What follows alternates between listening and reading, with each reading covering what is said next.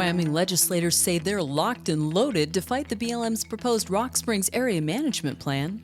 A proposed bill would have authorized ranchers in southeast Wyoming to kill unlimited elk on their property. And Cowboy State Daily's Renee Jean logs 24,000 miles on her summer road trip around Wyoming. We'll take a look at these stories and more today from Wyoming's largest news organization. I'm Wendy Kaur for Cowboy State Daily. Wyoming will be locked and loaded with a $50 million war chest to fight the Bureau of Land Management's controversial Rock Springs Management Plan.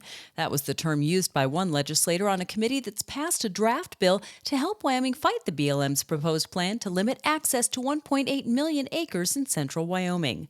Political reporter Leo Wolfson says the bill is an attempt to protect the state from losing potentially billions of dollars in revenue for the state and for other states if similar proposals are enacted. The committee on Monday passed this legislation that would basically create a whole new fund for the state of Wyoming to fight that plan in court, which is kind of the end result that many members of the committee expect to happen. The amendment and the bill it was attached to passed unanimously.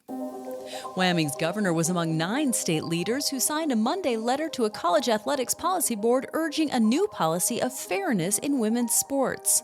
In a 3-page plea to the National Collegiate Athletics Association's Committee on Competitive Safeguards and Medical Aspects of Sports, the 9 Republican leaders, including Wyoming Governor Mark Gordon, urged the committee to adopt a fairness policy preventing transgender athletes from placing female athletes at a natural disadvantage in competition.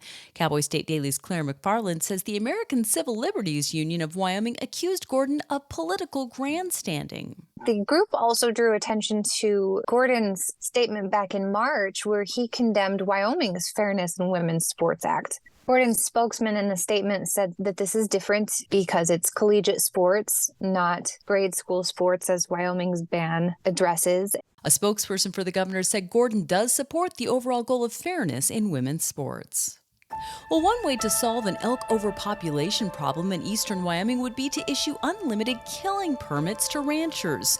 That's what one state legislator argued Tuesday in a joint Agriculture, State and Public Lands and Water Resources Committee meeting, referring to the elk herds in southeastern Wyoming, particularly in Albany and Laramie counties, which are grossly over the Game and Fish Department's objective numbers. Outdoors reporter Mark Hines points out that the Wyoming legislature has been mulling over potential solutions to the problem. There's all these ideas coming out on how to handle it. One that came up today is, hey, just issue ranchers lethal take permits. That's not the same as a hunting license. It's basically you can kill elk on your land, sort of thing. While that particular bill didn't pass the committee, there are others being considered to address the elk overpopulation issue.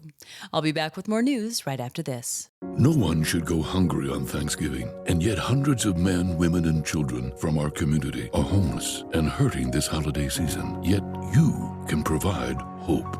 Just $2.58 provides a hot meal and life-changing services at the Wyoming Rescue Mission, like safe, welcoming shelter, support, and long-term recovery to help them get back on their feet. Learn more and give online at wyomission.org. That's wyomission.org. A Green River man is accused of breaking into a stranger's home, cooking a pizza and cleaning the kitchen, then leaving with several guns and crossbows. Delroy Trujillo also dropped his wallet at the scene, which Crime and Courts reporter Claire McFarland said made it easier for law enforcement to locate him. He told police later that he thought his brother had bought the house and he went in and made himself at home and cooked a pizza and the kitchen was dirty, so he cleaned that up. But police also found several guns and some crossbows and ammunition and a guitar missing. Trujillo eventually led police to the whereabouts of the stolen items. If convicted, the 50-year-old faces up to 50 years in prison. And Cowboy State Daily's Renee Jean logged over 24,000 miles over 100 days this summer, traveling to cities and towns in Wyoming and writing features about the people, places, and events that make the state so beloved by its residents and those who wish they lived here. The road trip has really uncovered lots of interesting people, lots of interesting places, lots of interesting events and things to do that people didn't know about. And it's really helped raise the awareness in Wyoming of just how great their state is. And that's today's news. Get your free digital subscription to Wyoming's only statewide newspaper by hitting the subscribe button on CowboyStateDaily.com. I'm Wendy Kaur for Cowboy State Daily.